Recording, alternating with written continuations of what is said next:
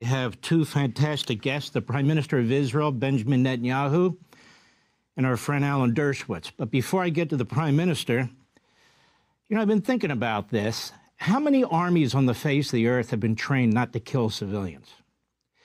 As a matter of fact, has our army been trained not to kill civilians? I'm just curious, because I don't know how many civilians died in Afghanistan. Our media wasn't keeping count of that. I don't know how many civilians died in the Korean War, in the Vietnam War. I just don't know.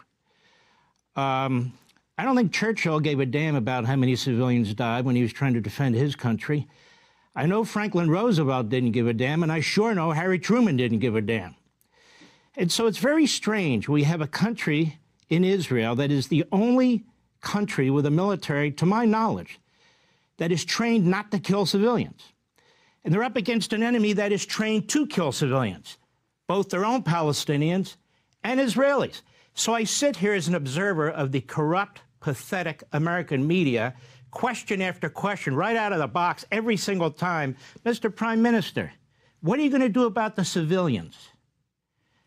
So, Mr. Prime Minister, I want to welcome you to the program, and I want to ask you a different question.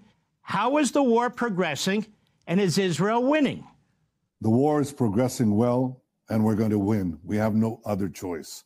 It's going well because we put our forces on the ground, and coincidentally, actually, there are fewer civilian casualties because we called on the civilian population in Gaza to leave. Hamas tried to stop them at gunpoint, actually using gunfire to prevent them from leaving the zones of battle, but they left. And so the number of civilians is actually, those that are killed is going down. The number of terrorists is going up. We're destroying their infrastructure, their command posts, their rockets, their underground tunnels, and we're going to win because we have to win. This is a battle of the forces of civilization against the forces of barbarism. And if barbarism wins in our part of the world, Europe will be next, and America will be next, because the axis of terror, of Iran, Hamas, Hezbollah, the Houthis, and their other minions will imperil the Middle East and then spread their barbarism to the entire world. Israel is fighting our war, but it's also fighting America's war. It's fighting your war, and our victory will be your victory.